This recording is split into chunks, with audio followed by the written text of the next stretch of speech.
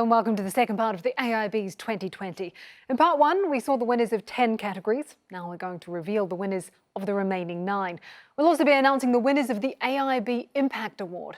There is lots to come, and you can follow everything in the brochure that you can download at the AIBs.tv.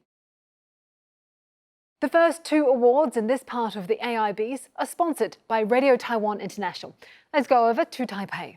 Hi, I'm Lu Ping, Chairperson of Radio Taiwan International, or RTI in short. RTI has been a member of the AIBs for more than a decade. Our partnership with the AIBs has gone from strength to strength, and this cooperation was further enhanced with the first international conference on achieving sustainability in Asia Pacific and the first Asia Pacific Sustainability Awards held in Taipei, Taiwan in 2018. Last year, we were one of the sponsors, and we are sponsoring the awards again this year. Because as you all know, that the AIBs have gained more and more momentum among key players in the world's media industry. As a member of the global village, we share the responsibility to actively take part in the international organizations such as AIBs. Finally, I would like to congratulate the winners, and our appreciation also goes to the AIBs for making this event possible this year in this virtual format. From all of us at Radio Taiwan International, we would like to wish you all the best. Please stay safe and healthy. Thank you. And thank you so much for that, Lu Ping, and everyone at RTI in Taipei. Now, on with our shortlist. Brazilian President Bolsonaro's policy and rhetoric are pushing the Amazon rainforest and the people that live there to the brink. Fault lines, Amazon burning. From Al Jazeera English. É muito triste a gente ver a mata destruída aí. In August, the world watched in horror as images like this came out of Brazil, of flames destroying vast parts of the Amazon, the world's largest rainforest. There have been over 80,000 fires in Brazil already this year, a nearly 30% increase from the same period last year. The fires are part of a worsening trend in Brazil, the rise of deforestation, and they've come as the country's president, Jair Bolsonaro, has weakened environmental protections. In 2019, more than 2 million acres of Borneo's land burned. The fires created an apocalyptic cloud of smoke that smothered the entire region. CNN explained the story in Borneo is Burning. I've never seen anything like this. A team of firefighters on a little wooden canoe loaded with their hoses and their firefighting equipment. This is how these guys go into battle. After heading an hour downstream, they connect with another team who've been camping out here, fighting the fire for weeks. Then it's a long hike in the tropical heat to reach the blaze. The Burmese island of Kaing Taong is gradually being eroded by tidal flooding. But the villagers are fighting back, planting new mangrove forests to provide protection. Sinking Island, from Radio Free Asia. ပင်လယ်ထဲမှာတိကျဖြစ်နေတဲ့ကျွန်းကိုဒီရေလိုင်းတွေတန်ကကာကွယ်ဖို့ကျေးရွာလူထုကနီလန်းတွေကိုစဉ်းစားခဲ့ရမှာတစ်ပင်ပြန်လဲစိုက်ပျိုးခြင်းကအကောင်းဆုံးနီလန်းတစ်ခုဖြစ်တွေ့ရှိလာပါတော့တယ်။ရှိပြီးသားဒီရေတော့ကိုဆက်ပြီးမခုတ်ကြဖို့စော်ဩထိမ့်သိမ်းခဲ့ကြပါတယ်။တစ်ပင်တွေဟာမုန်တိုင်းရဲ့လေတံလှိုင်းတံတွေအပြင်ထူးကဲဒီရေတွေကိုပါတားဆီးနိုင်တာကြောင့်ဒေသခံတွေအတွက်အနည်းငယ်စိတ်ပူပန်မှုတွေရောကြခဲ့ရပါတယ်။ဒါပေမဲ့ကိုင်းတောင်လူမှုအဖွဲ့အစည်းမှာစိန်ခေါ်မှုကတော့ရှိနေသေးပါ The monarch butterfly's World Heritage Biosphere in Mexico is under threat from lawlessness, corruption and poverty. VOA tells the story. Cerro Pelon is supposed to be a protected area.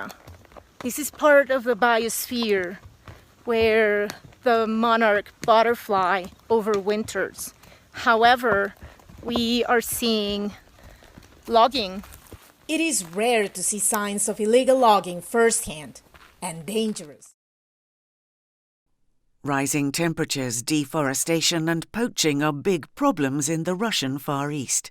WWF is working to save a range of rare, endangered species, freed to be wild from RT.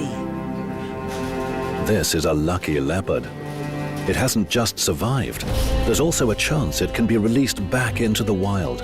Every individual counts when it comes to the Amur leopard population. After all, there are only a little over 100 of them left on the whole planet. Прирастание такое, может, я прям вот держу там фигушки, а вдруг нам удастся, ребята, уж реабилитировать. Это будет победа. How do you get a nation to plant 100,000 trees? Channel 5's Chris Packham, Plant a Tree to Save the World, set out to achieve this, as well as explaining the facts and science of trees. What we see above ground isn't nearly as important or interesting as what is going on underground. But there's this phrase, the wood wide web, which refers to that symbiotic relationship between trees. They talk to one another, benefit one another, and it's really all about how they have that exchange. They literally communicate with each other. Yeah. That is extraordinary, isn't it? They are actually helping each other to thrive. Yeah, it's a whole community that's happening just underneath our feet. Ocean currents are the arteries and veins of planet Earth, a vital planetary life support system. Australia's Ocean Odyssey explored their importance for ABC and Arte France.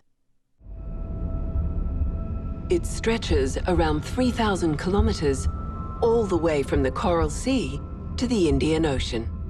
In some places, it's over 100 kilometers wide and 500 meters deep.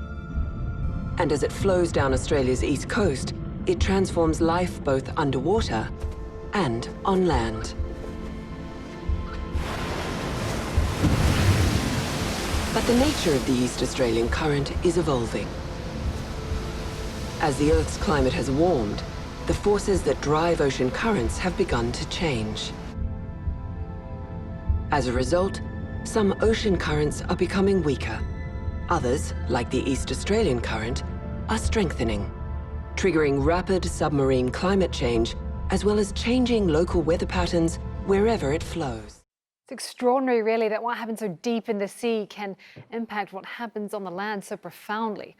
And there are two commendations that have been given by our judges. Firstly, for an insightful and educational program that raised awareness, Free to be Wild from RT. And for strong editorial and storytelling values, Borneo is Burning from CNN. The winner of the Natural World Award goes to a program that the judges said included epic photography worthy of a mighty topic. Australia's Ocean Odyssey, a journey down the East Australian current. It was made by Wild Pacific Media for ABC Australia and Arte France. We're able to speak to the director and producer, Nick Robinson, who fittingly is on a boat. Nick, what gave you the idea to use the ocean currents as a structure to tell this story? Using the ocean current to tell this story of how the ocean creates life on planet Earth is something that came up very early. We really needed a way to take people on a journey to explore the many themes of how the ocean makes life possible on the planet, and we thought we'd connect with the audience better if we could actually travel with a character through one of the arteries or veins of the planet, if you like, so following an ocean current. And the East Australian current was both practical for us because we're in Australia on the East Coast, and it was also, made famous by Nemo, and people have heard of it, so it turned out to be a really good vehicle to help us sort of tease out the stories of the life-giving powers of the ocean. Nick, so much damage has already been done. What good news is there about reversing this? Look, the oceans have obviously suffered enormously in the last 50 years from pollution, overfishing and climate change, acidification, all those sorts of problems. But I really do think we can improve things, and there's certainly plenty of examples in this series that show you places like marine protected areas that have recovered, and it's really just a matter of us putting our minds to it. We can definitely reverse this, and we can make the ocean a much healthier place than it is now. India's space program can be characterized as achieving cutting-edge science against the odds. Indian Space Dreams charts both the passion and the human cost of science missions. Got a telephone call. The instrument which I am building, they told me, is not working, stopped working in the test. It was a shock. Our launch is supposed to be 1.5 years from now, and if this problem persists, we might add 6 months or, in the worst case, another year for this time. The stress and the tension takes over quite often. How do you recycle discarded mattresses in a desert refugee camp? Refugee Gardens, turning old mattresses into fresh food, provides an answer. Bit of foam, there's the old mattress, and that just pops in there so it can get all its nutrients. It's amazing. Everything's recycled. هي فكرة ممتازة جدا. أنا طبيعتي بحب الزراعة وعندي بالبيت عاملة جنينة بالبيت هون بالمخيم الزعتري. الفكرة هون حلوة كثير إنه بتعطيكي مساحة أكبر. يعني فيها فايدة كثير. What's your favourite things about this project? Having the old ladies so happy for having their homes green again and feeling so comfortable, teaching something new for the new generation. The coronavirus pandemic has brought together governments and companies to find creative, essential solutions to help the world move on, inventing tomorrow. 3D printing firm Stratasys is ramping up production of PPE, coming up with design plans for face shields, ventilator parts, and nasal swabs, bringing vital gear to the market.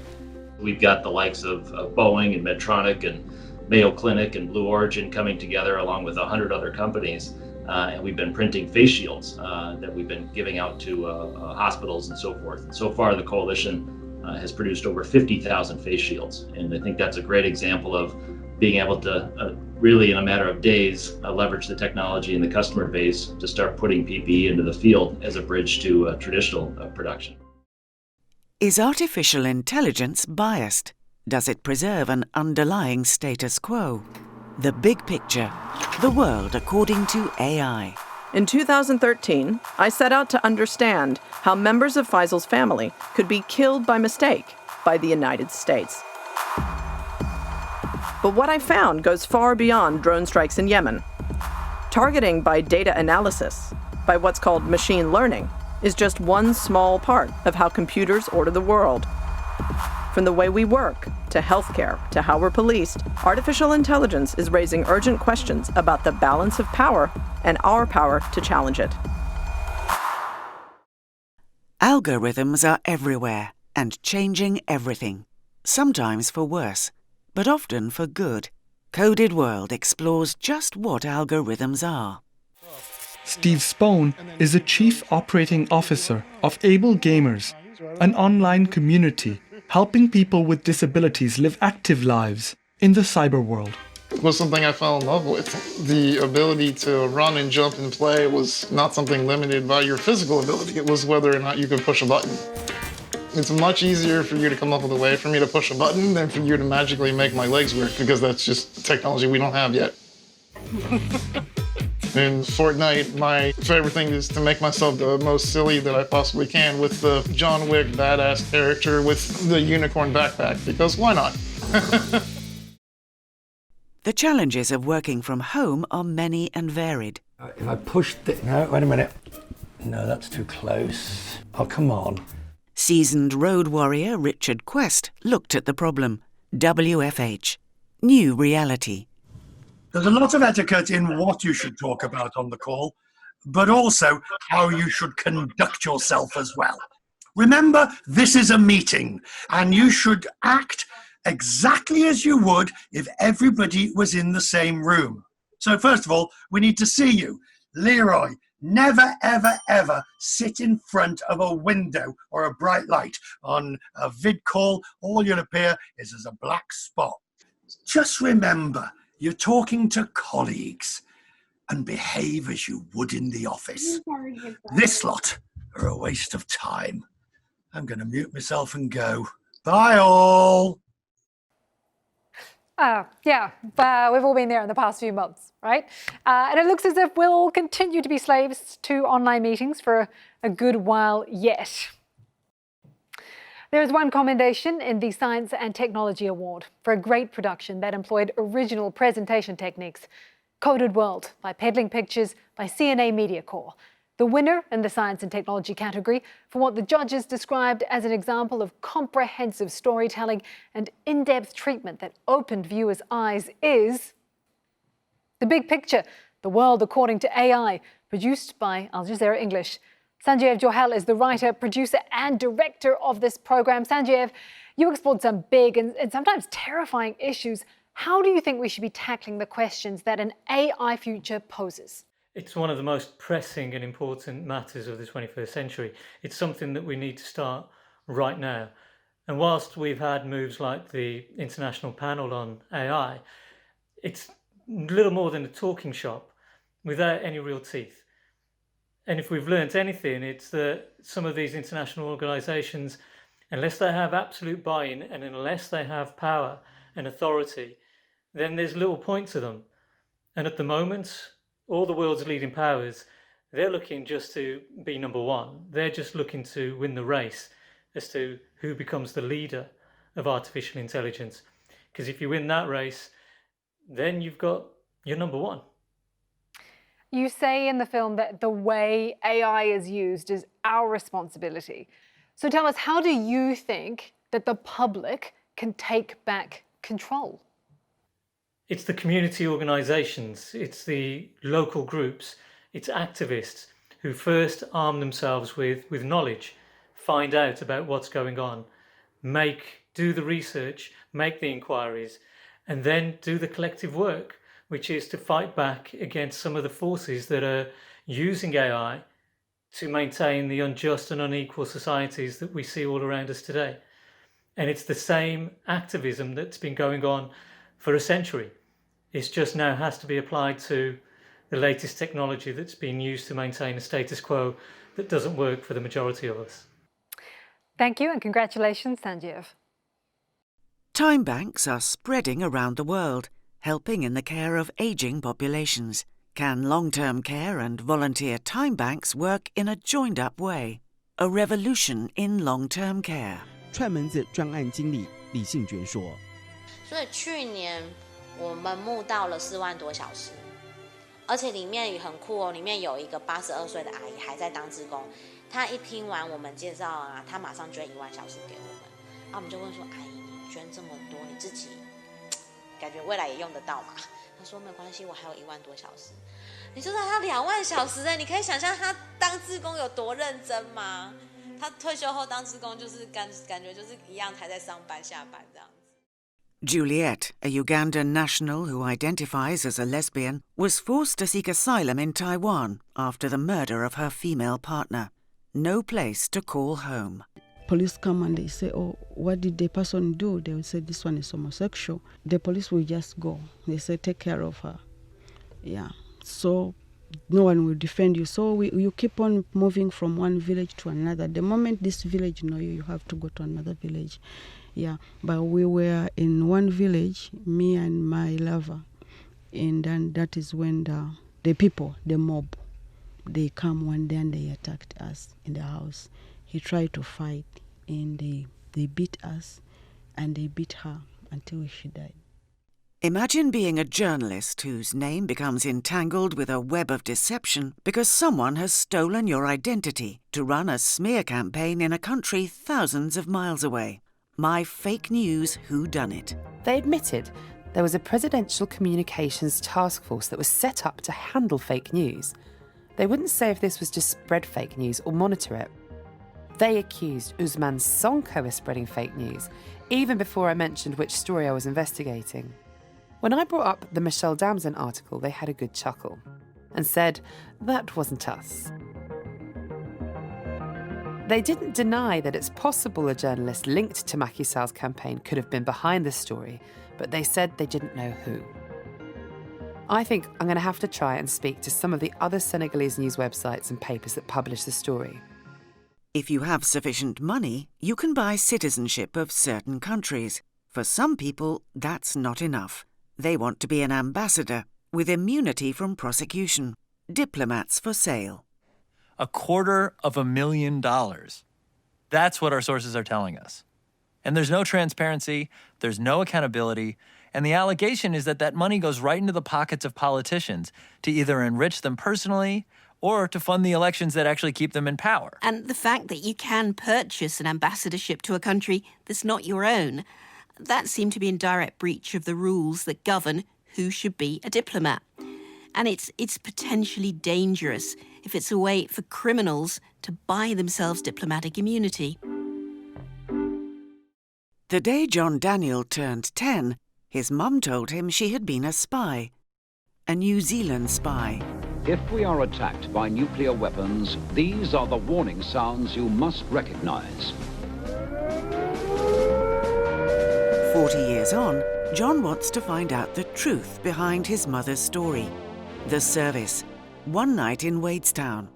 Anyway, if we have to call her anything, Mum's asked that we call her M, as a hat tip to Judi Dench's character, James Bond's boss. It's not deep cover, but it does show a certain flair. It's hard to know exactly how much she does know or what she's not telling. She's told me that she's tried to forget anything that was really sensitive. It's interesting that so many years later, you're still so worried about telling the world what happened. Is it? It doesn't surprise you, does it? It's a long time ago. Yes, but you still stick to, what, royalties or something? In 2005, the body of a 30-year-old Swedish woman was discovered on a beach in Scotland. What happened to Annie? The CIA and Prestwick. How did police arrive at this conclusion of suicide so quickly? I thought that was very strange because how would they know? There hadn't been an autopsy at all. For Guya, everything felt wrong. Police said Annie's bag had been discovered beside her body. Inside, they'd found clothes, books belonging to a library in Sweden, and most significantly, her passport. Strong contenders for the Investigative Documentary Award for Radio and Audio. The judges asked for 2 commendations to be made. Firstly, for a first-person program that captures the growing abuses of the media around the world, My Fake News Whodunit from BBC Radio Current Affairs. And for high-quality journalism and excellent variety of voices, Diplomats for Sale by Al Jazeera Media Network. And the winner for giving an intriguing subject a masterly treatment.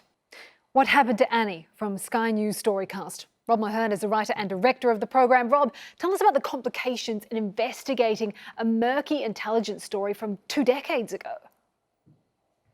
I think the biggest challenge, when we started to tell the story was to try and get the cooperation of the family. It would have been impossible to tell any story, without them. Obviously, they're still grieving the loss of their daughter, even though it's so many years ago now. But it's because there are so many unanswered questions, and they've been unable to move on. So we had to kind of handle, those recordings, our relationship with the family, sensitively and with integrity, but also at the same time, be true to the impartiality that the story needed. So I think it was all of that really, there were things that we were very aware of throughout the production. What developments have there been since you told the story? For years, files were withheld to the family from the Swedish government, the Swedish Ministry, the Swedish Foreign Ministry rather, have released files to us. Those files are now assisting Sky News Storycast in, the pursuit of evidence we feel will get to the bottom of the mystery around Annie Borison's death. There's also been a huge public interest in the story. It was little known, not mainstream at all. Now it's been reported everywhere from Germany to Poland to America to Ireland. So that level of public interest has been, very important for us as well as investigators to use as leverage in terms of just trying to get to the bottom of the story. Namibia's lucrative fishing industry is being exploited. Ministers and officials are using complex financial instruments to sell off their nation's assets in return for bribes worth millions of dollars. Anatomy of a bribe. He claims he can use public officials in Namibia to bypass the fishing laws. We could find somebody in the ministry and that we could also place in the company. Saki can then ensure that the joint venture will always catch enough fish. That person is only for the influence to ensure that Tomalo always gets a quota. For now, he doesn't say who this public official would be. In West Africa, stories of university professors sexually harassing their students have circulated for generations.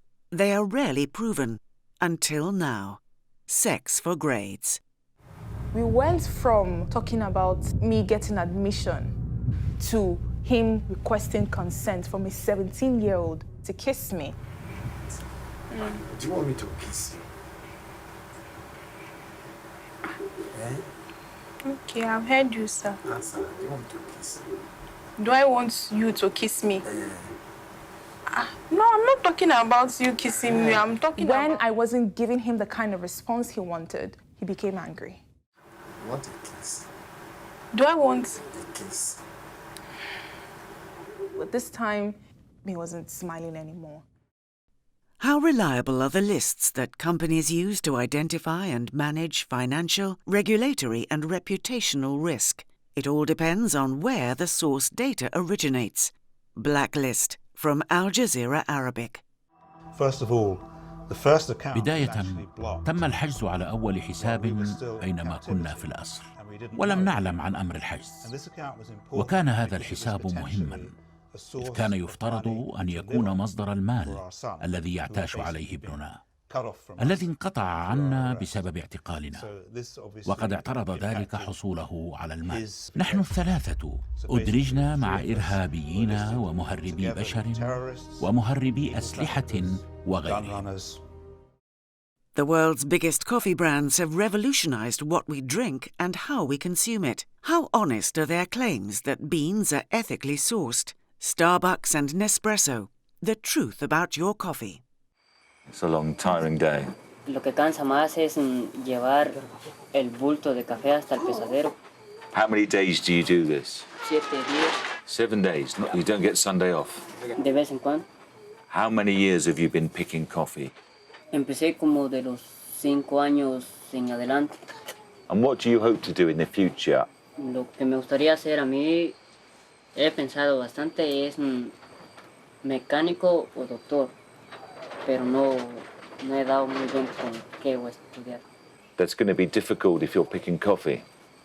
Y por eso es que mejor trabajo y hay veces que no voy a la escuela. Siempre necesitamos de algo para estar viviendo. In Iraq, some Shia clerics are using a controversial practice called pleasure marriage to groom vulnerable girls and young women and pimp them out.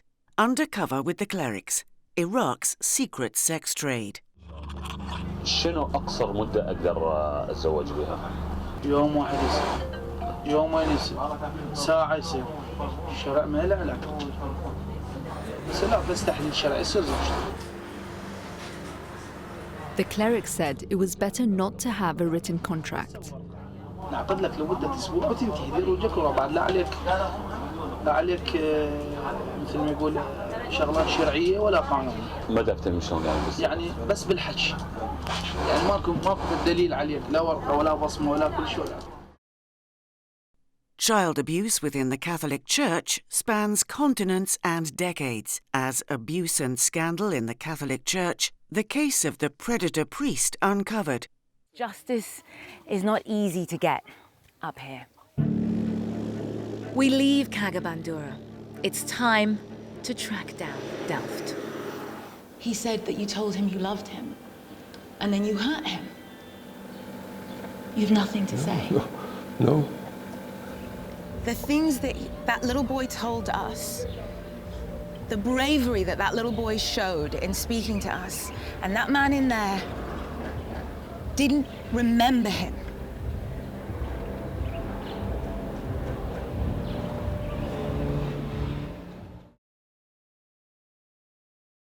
The conflict in Northern Ireland lasted for more than 30 years. Spotlight on the Troubles, a secret history, investigated the many strands of the story, in the process uncovering new evidence about the activities of all sides of the war. For over a year, we have been examining hundreds of murders attributed to Loyalists. Although they claimed to be fighting the IRA, few of their victims in the 1970s had any known Republican connection. Those that did are shown in green. Most Loyalists were simply targeting anyone perceived to be Catholic, and by doing so, terrorising a whole community. An extraordinary range of entries that the judges found extremely hard to choose between. This was the closest call of the competition. There is a commendation for a brave exposé that keeps the viewer hooked throughout. Sex for Grades from BBC Africa Eye.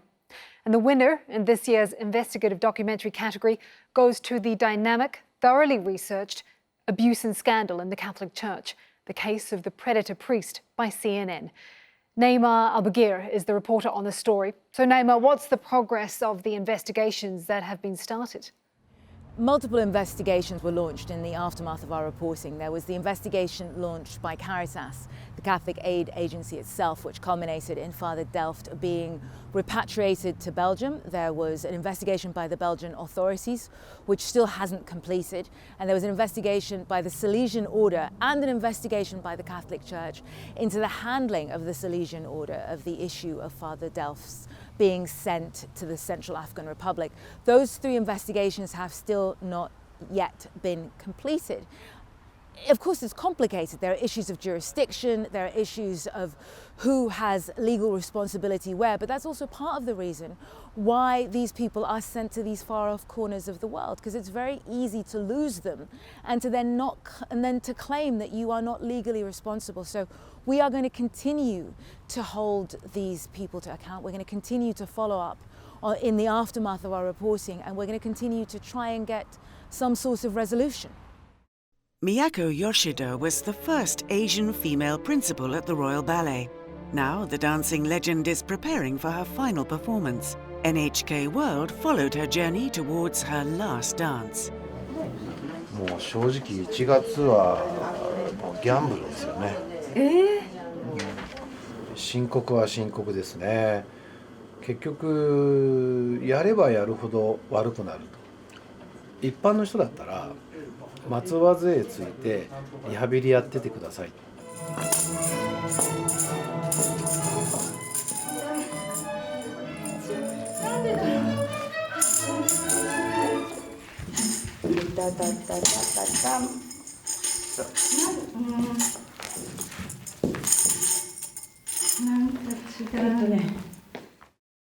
The performers of Chinese folk opera are getting older, so are the audiences. Does this historic art form have a future? Phoenix Television explores the question. 李团长是5年前才来的这个团。上世纪80年代，柳州这样大大小小的民营贵剧团有10几个，只是后来演员越来越老，观众也越来越少，凑不成一台戏，也凑不到几张戏票。5年前，最后仅剩的3个团合并成了现在的文苑贵彩剧团，观众5块钱1张的门票，演员6块钱1天的劳务，维持到今天。Agibu Bugobali Sanu is sharing his love of dance with an unexpected group of students, the inmates of a prison in Burkina Faso. He aims to give them something that is in short supply in their overcrowded cells: hope. The Dancer Thieves, from Al Jazeera English. Moi, je peux être criminel et demain, je peux changer avec la danse. Ça permet à me réfléchir, à oublier les mauvais souvenirs et que par la danse, je peux devenir quelqu'un. Bouba m'a montré un chemin. Et ce chemin-là, si j'ai suivi ce chemin-là, je peux devenir quelqu'un. In the USA, relationships between communities of color and law enforcement are tense. Is it possible to change this racial ecology through the arts, asks Blue Chalk Media in Project Evolve. Anytime I see that uniform, I think about all the times those bastards have harassed me ever since I was 14 years old. I immediately began to really think back to my own experiences of being afraid that I was gonna die. Listen to me, bro. If you drop your hands while I remove this gun, I'm gonna shoot you in the face. I didn't want to shoot this baby. And I know this baby was on his way to kill somebody else's baby. I'm a social worker, psychologist, paramedic, referee, public relations representative, judge, jury, and sometimes, tragically, executioner. In 1817, the Royal Philharmonic Society in London commissioned Beethoven to compose his Ninth Symphony. Today it is recognised and performed across the globe, as D.W. discovered in Symphony for the World. Et ce que je comprends pour Beethoven, vraiment, il était un homme tout d'abord des sentiments, des joies.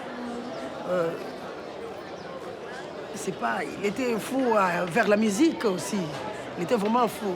Parce que si vous écoutez leurs morceaux, même si vous jouez ça, vous voyez, ça devient comme quelque chose qui vraiment qui vrille dans le corps. Hein? C'est pas... Donc, au fond du cœur, vraiment, vous sentez qu'il y a quelque chose de joie, de sentiment vers Beethoven. The ancient city of Matera in southern Italy has long been a crossroads for travellers. Today, visitors are drawn to explore its artistic heritage, as Iran International discovers. Che stiamo facendo una cosa serissima, però dobbiamo andare contro tanti che non ci ritengono credibili, semplicemente perché giovani. Noi abbiamo fatto tutte esperienze fuori e abbiamo deciso che questo era lo spazio giusto per diventare un punto d'incontro, cioè tra i cittadini permanenti di Matera e i cittadini temporanei che cercano qualcosa a Matera oltre il bello che c'è e avere il nostro ruolo, il nostro compito in questo coso. Progetto, la parola giusta era progetto. Tokyo blends new with old and the contemporary with history, making the city a unique destination for visitors. Spirit of Tokyo from CNN. Pac-Man, Space Invaders, Mario. The most iconic names in video gaming all come from Japan. And in modern Tokyo, you can still buy the classics. This one taking me back. Get 'em. Woo! This shop, Super Potato, sells rare and vintage games, like the one I'm hunting for now. Nope, negative. Strike one, strike two. Super Baseball 2020. This game first came out in 1991, nearly 3 decades ago, but in a lot of ways, it was ahead of its time. A future look at baseball set in a time few could have imagined back then, the year 2020.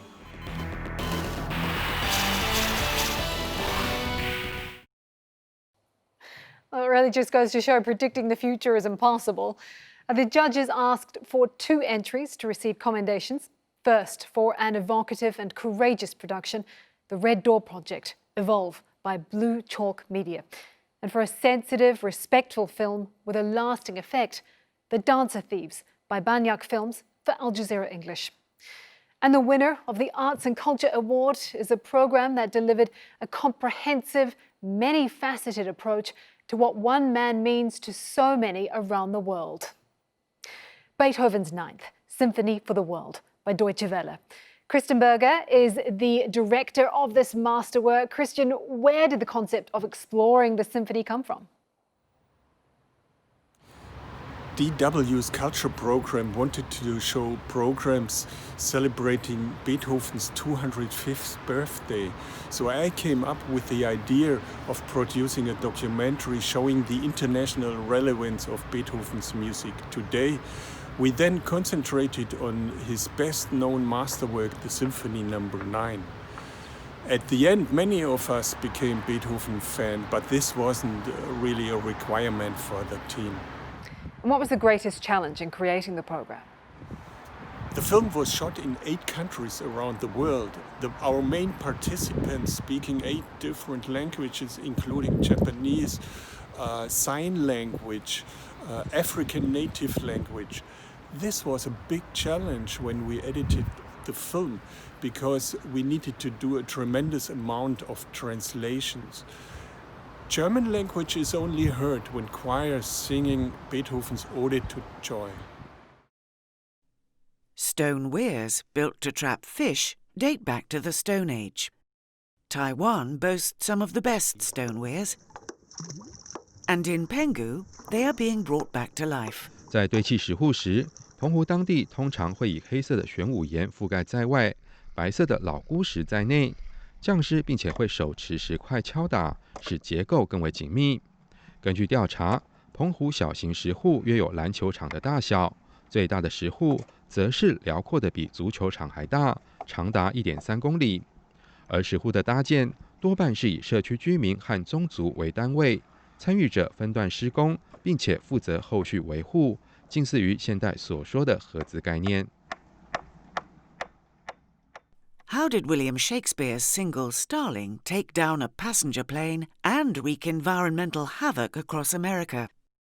Zoe Commins discovers the story of starlings in North America. The birds, glossy, speckled, starlings. Take my advice. Get rid of it now, before it's too late.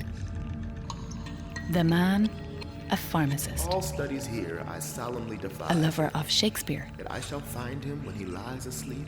A lover of birds. And in his ear I'll holler. The starlings, they can be good mimics. They do have so many different sounds that they make. Noises and chirps and squeaks and squawks. His name? Eugene Schieffelin. And what he does next... Don't do it. ...will change the ecology of the USA forever. Don't do it, Eugene. Please don't do it. Makanda is a South African city divided by race, resources, education, language and geography. But each year, these divisions are bridged by music. The city that sings. Even the new children who have arrived now, they don't know what to expect and it's all new and they've never been to Nombolelo Hall before, and then we start to work and then music brings them alive. They've suddenly found that point of cohesion within the music. That is Nikki Spalding, the show's technical director. You can see the same look on all of their faces. I was reading a journal and it said, when people sing together, when people are in a choir, hearts tend to move towards having the same heartbeat. I think in a way that speaks to why people feel so refreshed and so renewed when they come to choir rehearsals. Rwandan culture has been revived by artists returning from exile after the 1994 genocide. Rwanda's returnees meet some of the prominent artists who've come home. Gael sees music and literature as tools for reflection and change. The miracle with literature is that you can reinvent. Literature is a possibility to recreate a new world and be our own masters in a certain way, because when you are in an area, in a region where war and violence move population, you feel like you have no emprise. You haven't got a hold. Yeah, on your destiny. So yeah, literature for me can be, like Césaire used to say, a miraculous weapon. Pakistani artist Imran Qureshi's work has the power to shock and intrigue in equal measure. He's become friends with Christian Louboutin, and together they explore what they have in common. In the studio, Imran Qureshi, Beauty and Carnage. So the idea was that idea of bloodbath in a simple way. So you see a lot of splashes of blood going on, these 12 gold panels covered with 22, 23 karat gold leaf. I mean, in a lot of your paintings, there is really blood coming on different form, but definitely as an element important in your work, no? Yes. I was using red before as well. But then, after witnessing so many bomb blasts in my city, in Lahore especially, around 2009, 2010, the meaning of red changed. It became more like a direct symbol to the blood. Srasti Heba Madhumaya highlighted the global environmental challenges India faces through music, the soul of a culture.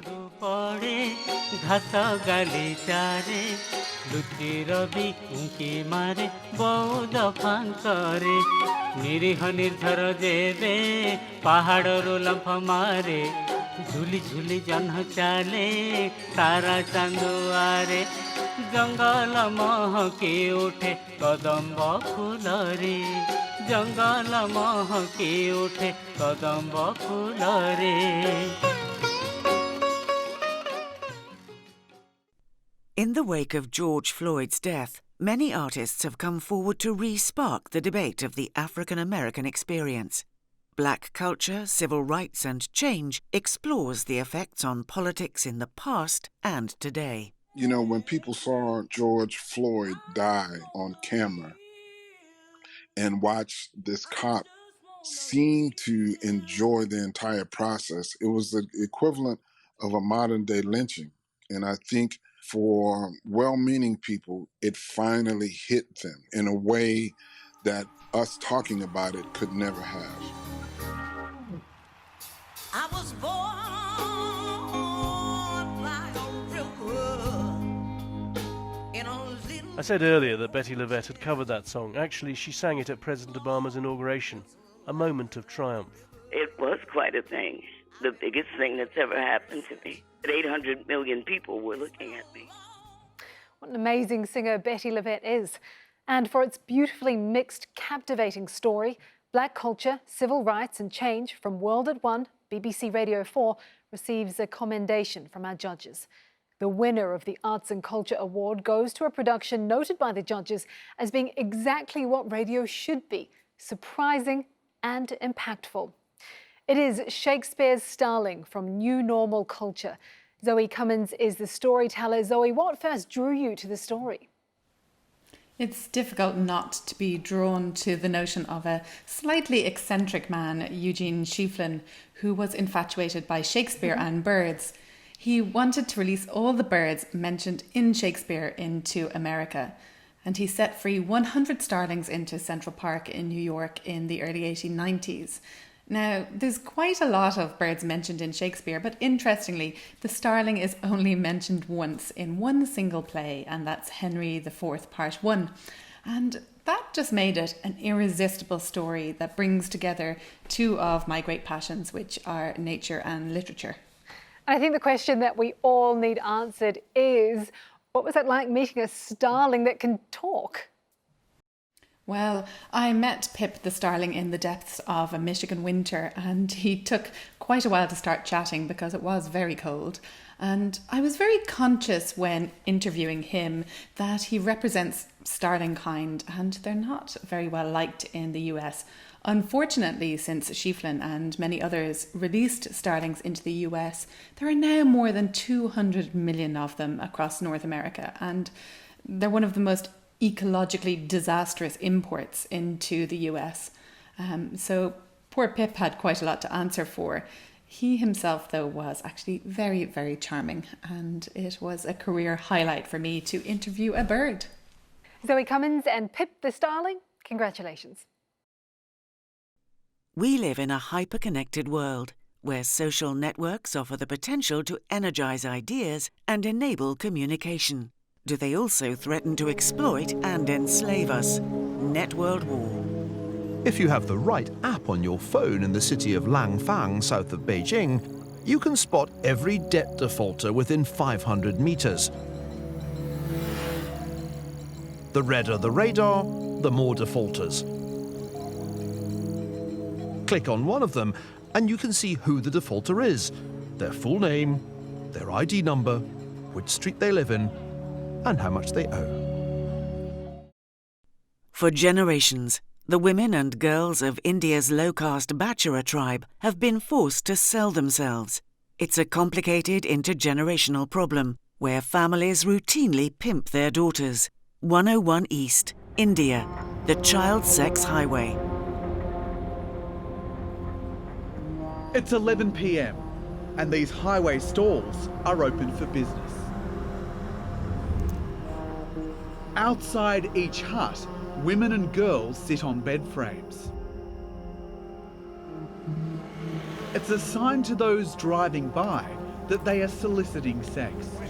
We're told the younger the girl, the higher the price. किसके लिए? सिर्फ बंद लड़की छोटी कितने साल? 10 साल हो सकता?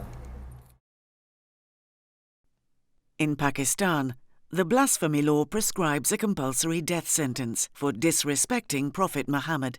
The law's greatest advocate, cleric Hadim Hussain Rizvi, has gathered millions of supporters. The accused, damned or devoted. लेकिन ये मैं हैरान होता हूँ कि लाखों लोग अमेरिका मार दे, पहली जंग अजीम में करोड़ों मार दे, दूसरी में करोड़ों मार दे, दुनिया में तबाही मचा दी, तो उसके कुछ नहीं है। एक गुस्ताख रसूल के कत्ल पर जनाब वो पूरी दुनिया खड़ी हो जाती है और एक गुस्ताख औरत के साथ पूरा जहान खड़ा हो जाता है। इस मसले की वजाहत बहरहाल होनी चाहिए, हमें भी हमारे साथ कोई बैठे इस मसले में।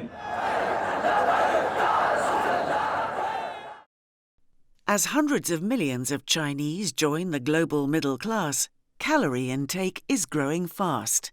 One of the greatest challenges facing China is how it will feed its increasingly affluent population.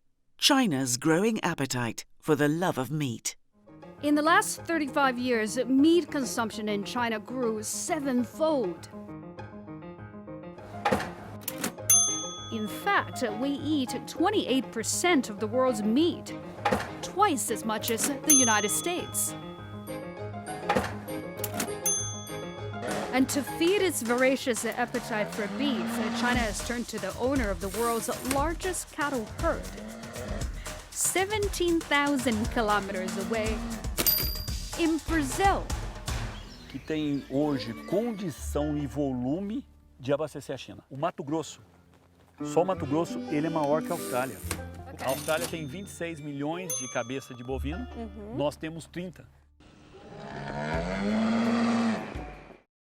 3 decades after the end of the Cold War, China and Russia have returned to being allies. Their new collaboration raises many questions for the rest of the world. The new Silk Road, road to Russia.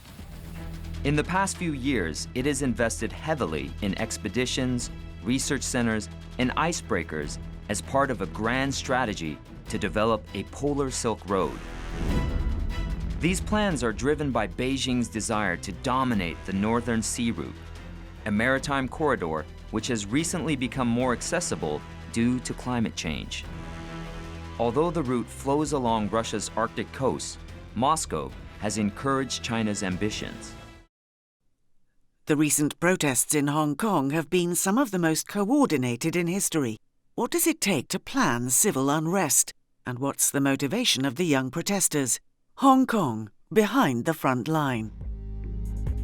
Now that tomorrow's protest has been deemed illegal, no one is sure who or how many people will show up. But when you log on to the app, there's still this complex network of people working to make it happen, sometimes in ways you might not necessarily expect. This is Dorothy. She's one of an army of Hong Kong mums who buy and deliver food coupons for frontline protesters. I collect it from friends. Yeah. Okay, and we also receive donations from friends, and then I simply go and buy it. Many of Dorothy's friends can't be seen to support these protests. It jeopardises jobs and in some cases even relationships. So providing material support, things like these food coupons, it's their way of voicing the 5 demands. I don't have the courage, to go online, but we believe this is the thing that we all have to participate. As the conflict raged in Aleppo, Wad al-Khatib picked up a camera to capture a very personal story.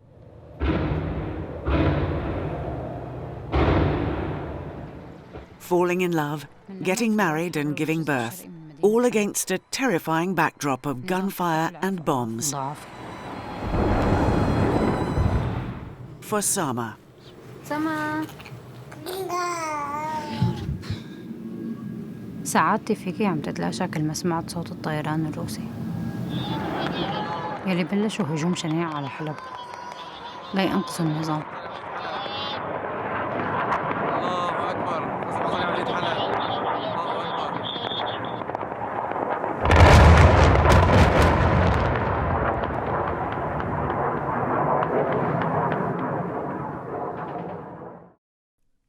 The fast-growing phenomenon of algorithms affects us all. Who is ensuring that questions around trust, data colonialism and biometric recognition are being asked? All hail the algorithm. So this green van that's behind me here in central London is part of a facial recognition technology trial that's been run by the Metropolitan Police.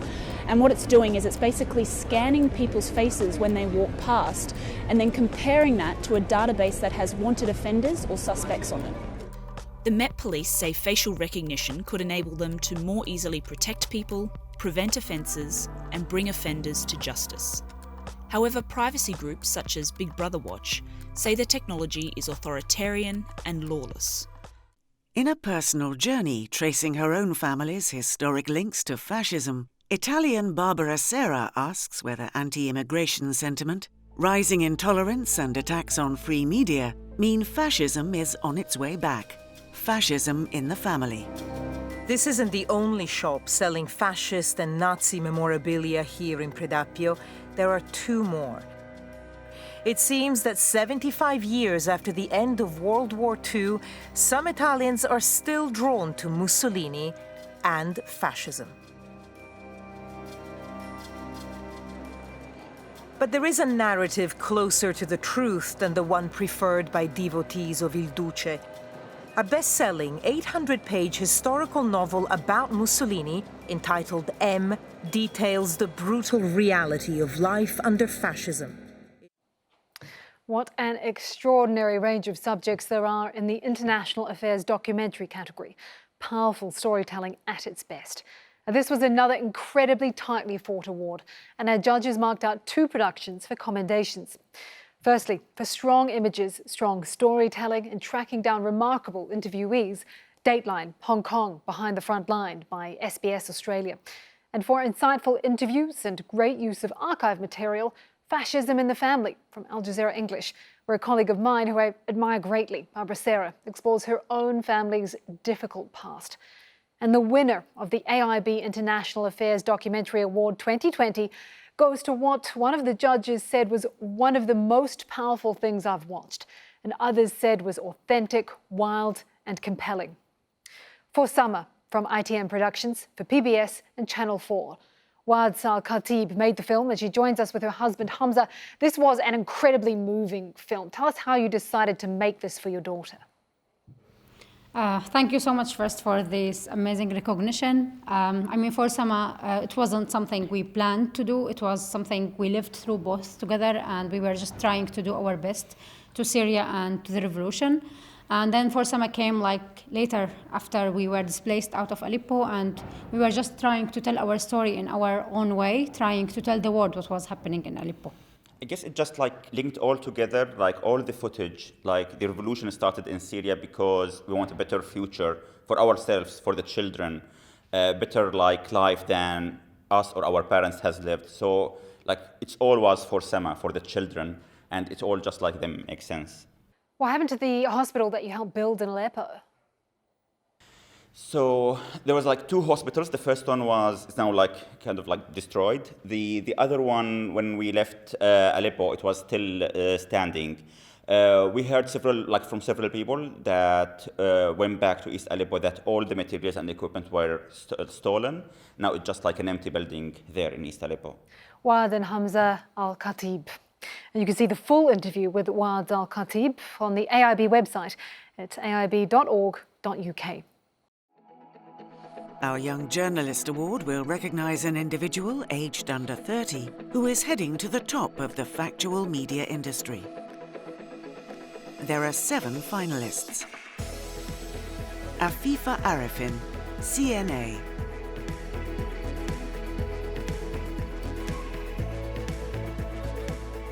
Chris Hackett, ITV News.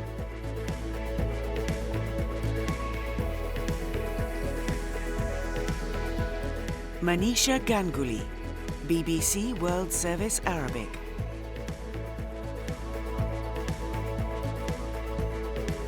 Shahab Khan, ITV News.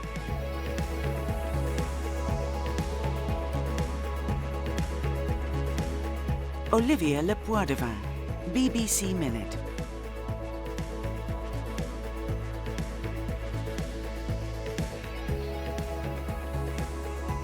Simon Thornton, BFBS.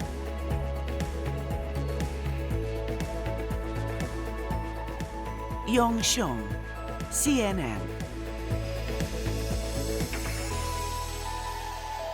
Well, it is great to see such a wide range of talent coming up in our industry right the way around the world. Our judges were hard-pressed to choose the winner of this important award, but there has to be one. So, the winner for strong journalism and storytelling skills combined with the ability to manage news teams, Yong Xiong. Yong, very many congratulations from us. First of all, tell us what made you want to become a journalist. I didn't plan to be a journalist when I first got into college. Instead, I studied engineering. But then I began to notice the mistakes or illogical points in state media news coverage. And later I realized these are deliberate mistakes. Then I decided to be a journalist, to make media a reliable source rather than propaganda machine in China. I believe people will embrace real information and make changes. And being a journalist can provide me a window to closely see how Chinese government works, and the real intentions of a policy, and the people's real reactions. All of this can be useful to establish a better social system in China in the future. So what has been the most challenging story to report on, and what's been your personal highlight? The most challenging story is the coronavirus outbreak in Wuhan. Since I got the information of the unknown disease emerged in Wuhan at the end of last year, I had been closely monitoring the development, and I was able to get a lot of leaked information and know the exact situation on the ground. We later traveled to Wuhan before the lockdown and continued to report the dire situation in Wuhan after we come back. And I interviewed the whistleblower Dr. Li Wenliang, who contracted the COVID and later died from the disease. And we let Dr. Li's story and his voice be heard by the world. What can young journalists like you do to make news more relevant and important for people under 35, do you think? In order to make young audience feel more relevant, we can share the behind-the-scenes stories on social media to let people know the skills and difficulties of digging the news stories. And we can use more formats to deliver news on multiple platforms, like podcast and TikTok. Another method is to visualize some stories to make them more readable. And furthermore, I think all the news organizations should have the fact-check department to analyze the online trending stories and to counter the fake news. This can make people realize the importance of news and the accurate information. Yong Xiong, many congratulations and all the best with your impressively promising career. There are 4 nominees vying for the title of Channel of the Year 2020. From London, BBC News Persian.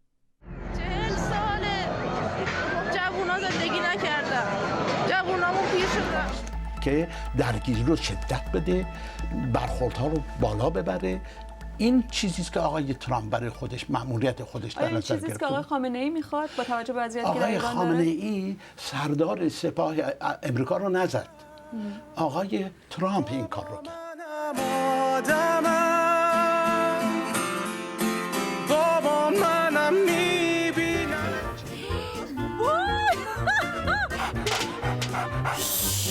خوبی؟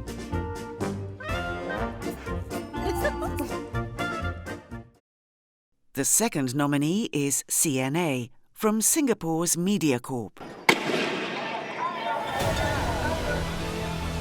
Police made another concerted push, arresting dozens of young protesters in black around Admiralty. Others, running away from the police, started a series of fires to slow the force's advance. The world a better place after your presidency. CNA's lifestyle content. Celebrating the best that Asia has to offer. Our third nominee is CNN International. What you can see now out here is, again, this is the AutoZone that started burning last night.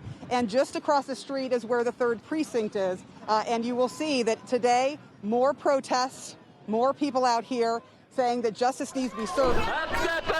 Japan, South Korea, Kenya, South Africa, Lebanon, Canada, where PM Justin Trudeau took a knee.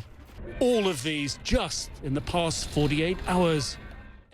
With a polar bear guard on watch, the team works on the ice floes day after day. There are so many challenges when it comes to really understanding our planet's changing climate. It's a bit like trying to put together a puzzle whose pieces are constantly changing faster than the science and the studies can keep up with. The fourth nominee is London-based Iran International. نماینده اسلام آباد غرب میگوید مسئولان در مورد بیماری کرونا پنهانکاری کردند. نماینده قم از 50 نفر کشته گفت. حداقل حرم باید تعطیل میشد. الان ممانعت میشه از اینکه پزشکان ماسک بزنن. رئیس دفتر آقای شوبری زنجانی مرجع تقلید ایشون هم فوت کردن بر اثر کرونا. تعدادی از کارکنان ماهان هم خودشون در معرض ابتلا هستند. خبر داشته باشه سلبریتی شدن. هیچ کس نمیدونست ایران چیه کجاست. بالاخره رفتم.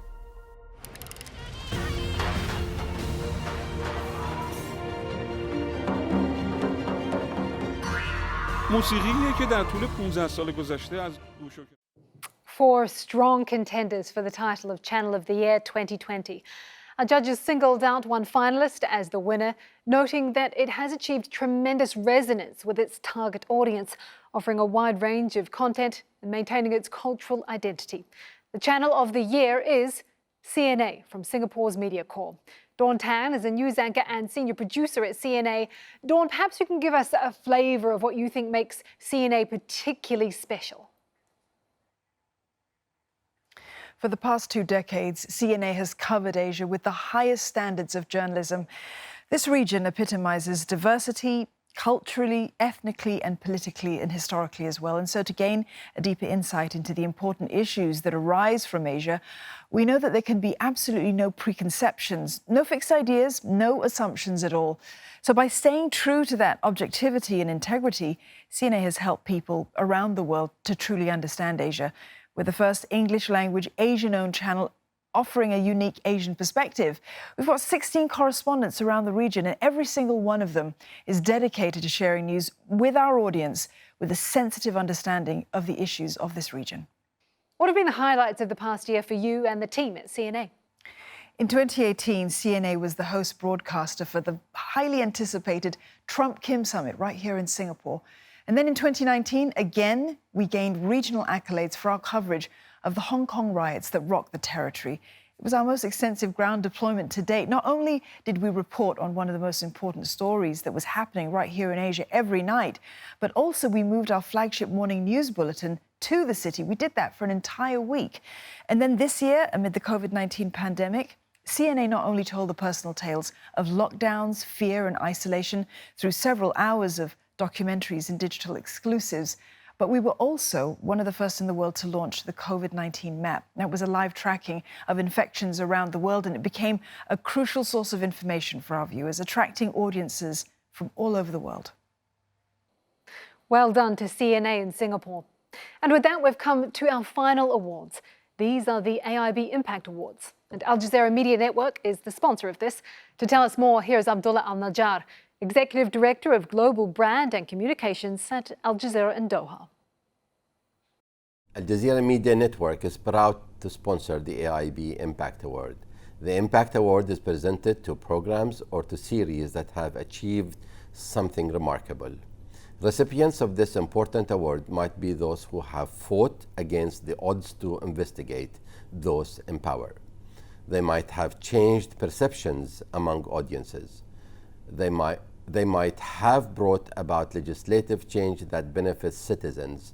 We are honored to be sponsoring this award. Simon will tell us more. Thank you. Thank you, Abdullah. This year we received many nominations for our Impact Award.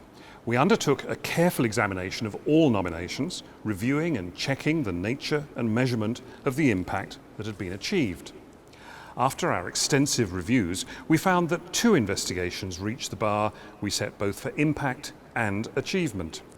We reviewed these again and sought the views of a number of our long-standing judges. Everyone came back with the same opinion. There were 2 productions that were equally deserving of the AIB Impact Award. So, exceptionally this year, the Association for International Broadcasting is giving 2 Impact Awards. The first goes to an investigation that shone a light on a scandal that was uncovered in West Africa. It's Sex for Grades from BBC Africa Eye. For more than a year, myself and an Africa Eye team have investigated sexual harassment by Unilag lecturers. We interviewed dozens of current and former students. We had eyes everywhere. To protect our sources and our undercover operatives, we designed these masks to disguise their identities when appearing on camera. We're taking a lot of risks shooting this film. Joining me here is Charlie Northcott from BBC World Service here in London. And on the line from Lagos is Kiki Mordi, the reporter on Sex for Grades. Firstly, Kiki, this was a very personal issue for you. Tell us how you got the idea of doing this and telling this story. Well, Africa Eye, as a media organization, got lots of messages from the last documentary that they did on sexual harassment. It's not abnormal because this is a thing that happens in so many universities in Nigeria. It has been so normalized. And so it was sort of like a cry from everyone else asking that the next investigation should be sexual harassment that happens in Nigerian universities. Tell us about the challenges of operating undercover in a university environment. So the challenges of operating undercover, especially as a young woman, is that you become an easy target. I think a part of that was shown in the film where I was undercover. I was supposed to be a lookout for another journalist like myself who was in one of the lecturer's office where I was accosted because I was just seen as a young woman just sitting there like meat waiting to be taken. That's the reality of young women in Nigerian universities. You're just going about your day, going to the library to read, and the lecturer just feels that ownership over you. And that's the challenges that we face. There was a fear of getting harmed, even though we did everything, of course, to get to be safe. But that fear is always there at the back of your mind. As a person, as a woman who walks through the streets of Lagos on a normal day, you know that sexual harassment isn't far from you. I might just add something there, that the guts that the team had to have to do this is just unbelievable. And it was terrifying at times because you never know how far these individuals are going to go. And you're having to straddle this delicate line between trying to capture evidence and trying to protect the journalists involved. So Kiki, Ogechi, everyone went under an extraordinary amount of stress to make this film, but obviously that capturing that evidence was essential for the investigation to have an impact. People have been reporting diligently on this issue for generations, but we had to find a way to take it further and to generate something where the evidence would be indisputable. I mean, for us, we were in a little bit of a position of power, seeing as we had a team that had our back, there was security on ground. But in reality, I mean, you're a woman in Nigeria, and we're playing the role of a student who, basically has no power whatsoever. And we know how that power tends to be abused on a normal day. So that in itself was imminently dangerous for the people who understood, people like myself who knew what it was to be in positions like that. Did you have any idea of the depth to which it seemed to go within the university. I was 100% certain that it was going to be that bad. Because, I mean, this is our reality. This is not something that we're being told. This is something that we experience ourselves. So it's like having 100 friends and 100 of them have a sexual harassment story, either primarily or secondarily. So, I mean, it's the same method across. I went to a different universities and they also had their own staff club. You know, they also had their own system of getting the students and passing them around lecturers. It's like almost the same story. So while in my head, I was aware, I had that consciousness of how endemic the problem was, seeing it play out was still very shocking. I can't explain it. So it's like, on one hand, I knew that this was a huge problem, but I was expecting somehow by some miraculous means to be proven wrong. Unfortunately, I wasn't. What has happened to the individuals that you featured, the professors and lecturers, since the program went to air? All four of them, they were under investigation for a very long time.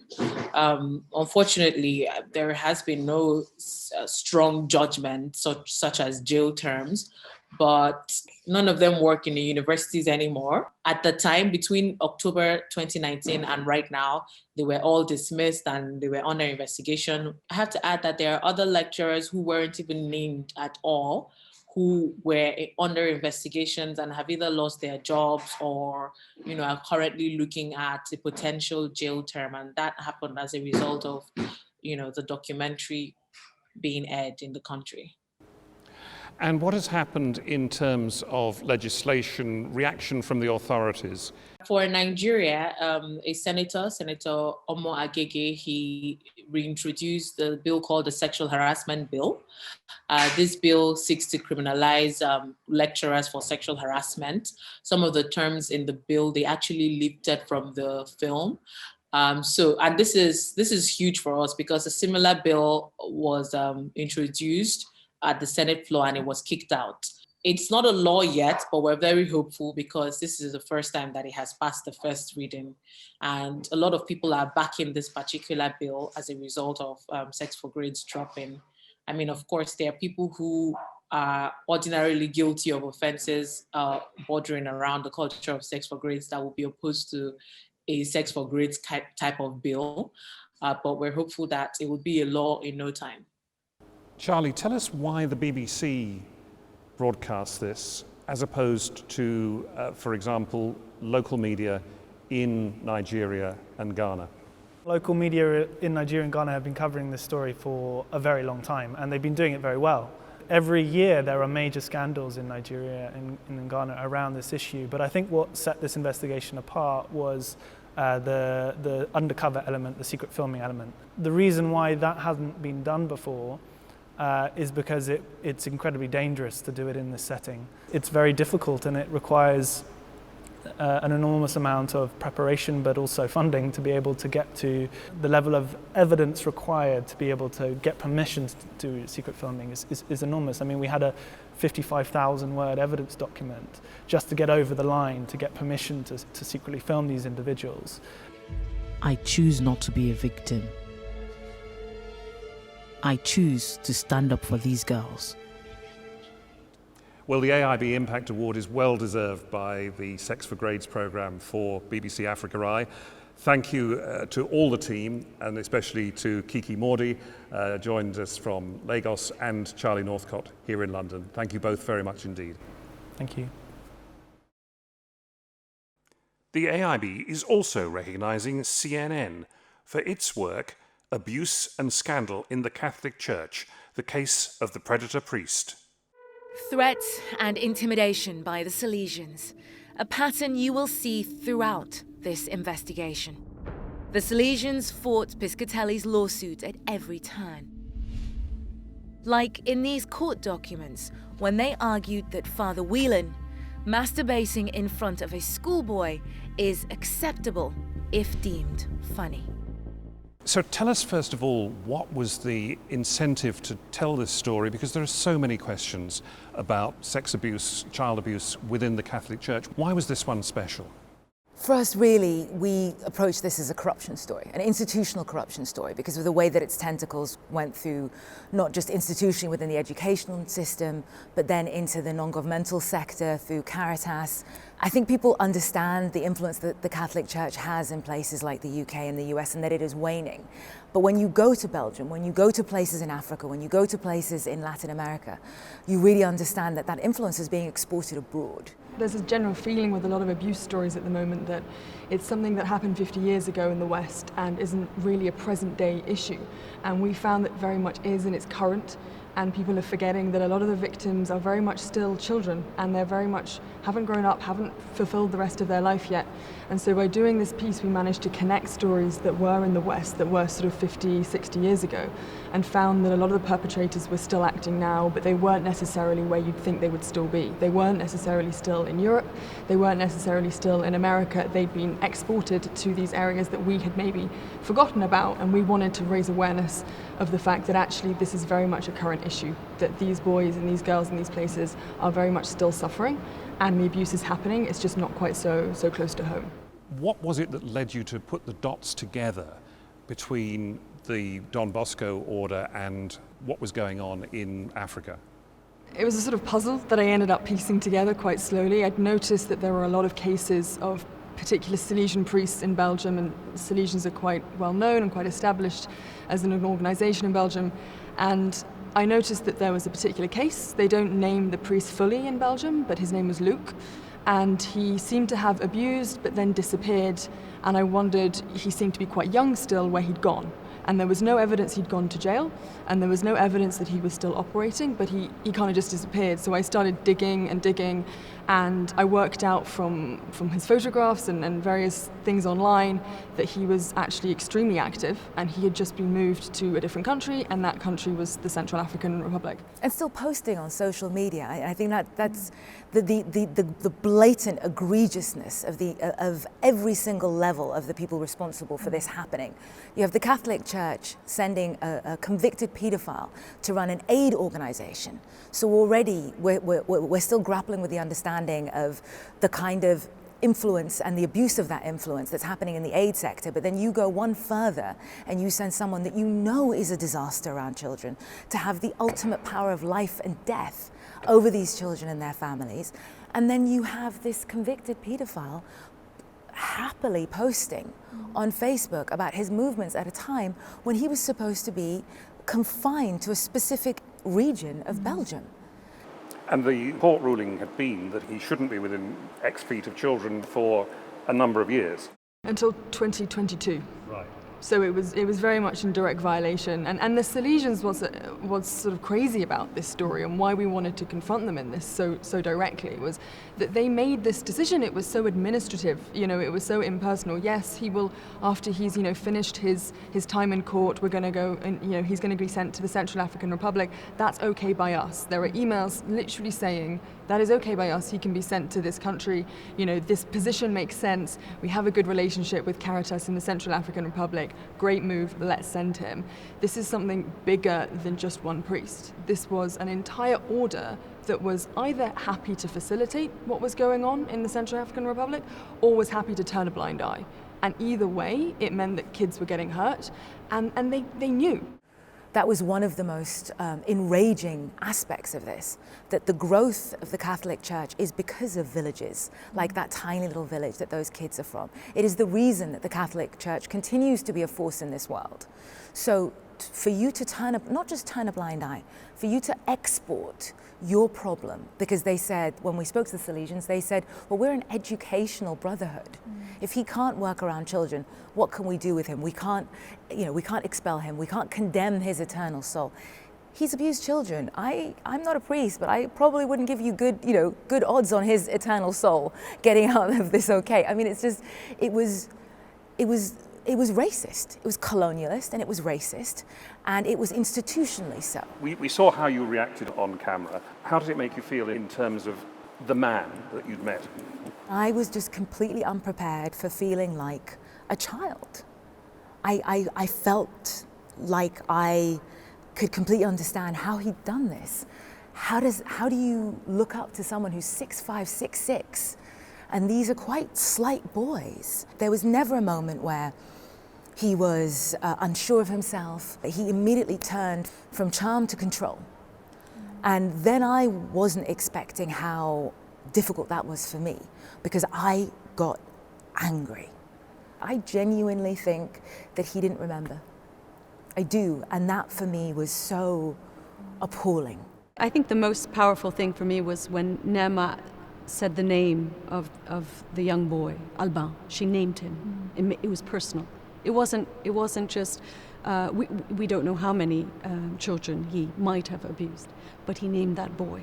And we knew that in the film that we were going to tell, you were going to have seen that boy, you would have already have heard his story. It was personal. And it was personal for us because we had come off that plane and, you know, we had all spoken about how we admired the young boy and felt so bad for the other boy who couldn't speak. To be face to face by somebody who had caused this pain and this trauma was very, very difficult. Naming him made the difference in terms of the storytelling, in terms of communicating to the audience that this was a human, an individual whose life had been ruined by this man, this particular man. Obviously, as soon as we found out what we thought seemed to be repeated abuse, and that was in violation of his sentence, we immediately said to the authorities that we'd found this out. We had a duty to do that as journalists, and so the case was reopened. The Silesians also said that they were going to recall him, so he was removed from the Central African Republic. He's now in Belgium, as far as we're aware, and the case is ongoing. Caritas as well have said that they are reviewing the matter, and most significantly, I think for us, the UN decided it was going to pause its work with Caritas in the Central African Republic. A lot of these victims were really quite overwhelmed by seeing what had happened, and the victims in the States and the victims in Belgium as well. I made sure to keep contact with them throughout this process because I knew that although they were telling their story, that wasn't the end of the road for them, and this was going to be something that had brought up quite horrible memories. And I think it was something that they felt was seeing justice at last. It's a story that I suspect isn't going to go away. There are many more threads to this. Thank you very much. Congratulations on winning the AIB Impact Award. Nema, Katie, Barbara.